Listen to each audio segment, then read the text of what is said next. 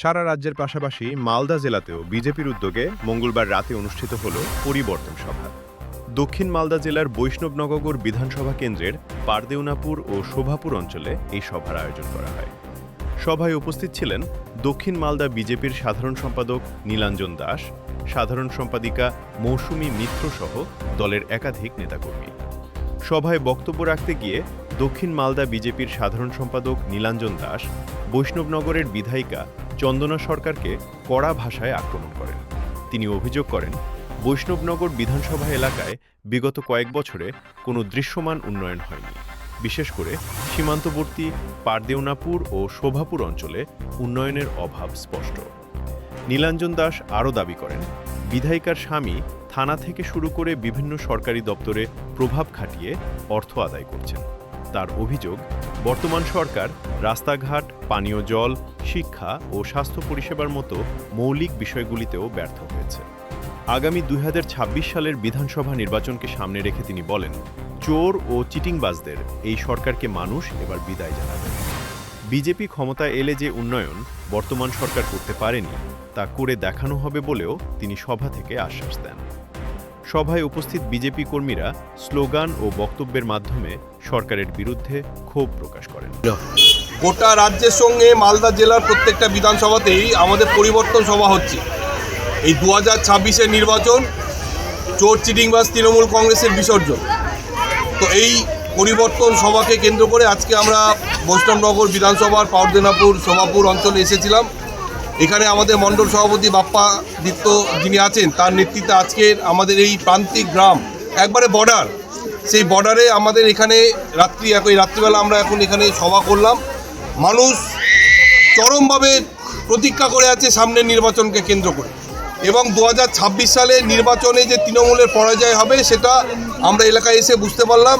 এবং বিশেষ করে এখানকার যিনি বিধায়ক আছেন, যে চন্দনা সরকার 4.5 বছর ধরে এখানে তিনি কিছুই কাজকর্ম করেননি, এবং তিনি তার স্বামীকে দিয়ে শুধু তোলা তুলিয়েছেন বিভিন্ন এলাকায় গিয়ে থানা এবং বিডিও অফিসের মাধ্যমে। এটা আমাদের অভিযোগ না, এলাকাবাসী এটা অভিযোগ করলেন আমাদের। তা চরম দুর্ভাগ্যজনক যে একজন জনপ্রতিনিধি যে এইভাবে যে টাকা তুলতে পারেন এবং তোলা তুলতে পারেন এবং সাধারণ মানুষের যে সর্বনাশ করতে পারেন। এলাকায় কোনো স্কুল নেই, এলাকায় কোনো হসপিটাল নেই, স্বাস্থ্যকেন্দ্র নেই, এলাকায় রাস্তাঘাটে চরম অবস্থা। মায়েরা বলছিলেন এখান থেকে গর্ভবতী মহিলাকে নিয়ে যেতে যেতে অনেক সময় রাস্তাতে হয়তো প্রসব হয়ে যায় সন্তান।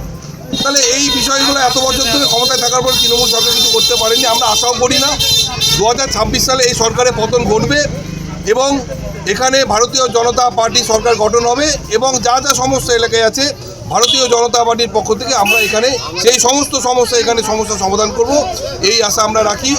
এবং আজকের এই জনসভা যে এখানে ছিলেন, এখানে অনিলদা উপস্থিত ছিলেন, আমাদের সন্তোষদা উপস্থিত ছিলেন, আমাদের জেলার সভানেত্রী, আমাদের সাধারণ সম্পাদিকা মৌসুমীদি, আমাদের মান্টিদি সহ সকলে এখানে উপস্থিত ছিলেন। সকলকে অসংখ্য ধন্যবাদ আজকের এই সভায় উপস্থিত থাকার জন্য। এই নিয়ে একটু বক্তব্য কি বলবেন?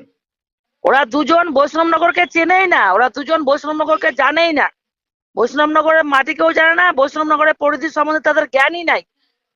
আমরা বৈষ্ণবনগরে থাকি, বৈষ্ণবনগরে বসবাস করি এবং 25 বছর ধরে এই বৈষ্ণবনগরের মাটিতে চষে বেড়াচ্ছি। অতএব কোথায় কাজ হয়েছে না হয়েছে ওদের কথার উপর ভিত্তি করে মানুষ ভোট দিবে না, পাবলিক বলবে কি কাজ হয়েছে। পারদাওনাপুরে 20 কোটি টাকার কাজ করেছি, শুধুমাত্র পারদাওনাপুরে 20 কোটি টাকার রাস্তা করেছি, শুধুমাত্র অনলি 1 জিপি। পারদাওনাপুরে মানুষেরা জবাব দিবে, ওদের বক্তব্যের উপর কোনো কিছু হবে না। ওরা পারদাওনাপুরকে চেনে? কোনোদিন গেছিল? চোখে দেখেছে?